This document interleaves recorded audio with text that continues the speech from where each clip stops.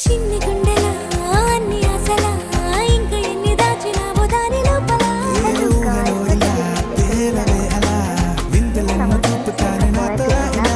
చిన్ని గుండెల అన్ని ఆశల ఇంకా ఎన్ని దాచినావో దాని లోపల.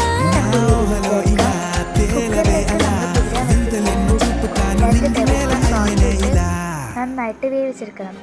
ഇനി ഒരു കടായിലേക്ക് കുറച്ച് വെളിച്ചെണ്ണ, 2 സവാളയും, 1/2 ടീസ്പൂൺ മഞ്ഞൾപ്പൊടി, 1/2 ടീസ്പൂൺ കുരുമുളക് എന്നിവ ചേർത്ത് നന്നായി മിക്സണം.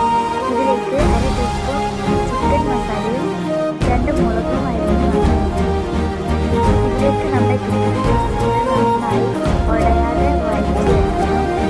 ഇത് ഏകദേശം വെന്ത് വന്നിട്ടുണ്ട്. ഇതിലേക്ക് നിങ്ങൾക്ക് ആവശ്യമുള്ള അത്രയും വെജിറ്റബിൾസ് ചേർത്ത് നന്നായിട്ട് മിക്സ് ചെയ്യണം. ഇതിലേക്ക് ഫൈനൽ ടോപ്പിംഗായിട്ട് മല്ലിച്ചപ്പ് ചേർത്ത് നന്നായി മിക്സ് ചെയ്യണം. ഇപ്പോൾ നമ്മുടെ ഗ്രീൻ പീസ് ഇവിടെ റെഡി ആയിട്ടുണ്ട്. നിങ്ങൾക്ക് വേണമെങ്കിൽ ലെമൺ സ്ക്വീസ് ചെയ്യാം.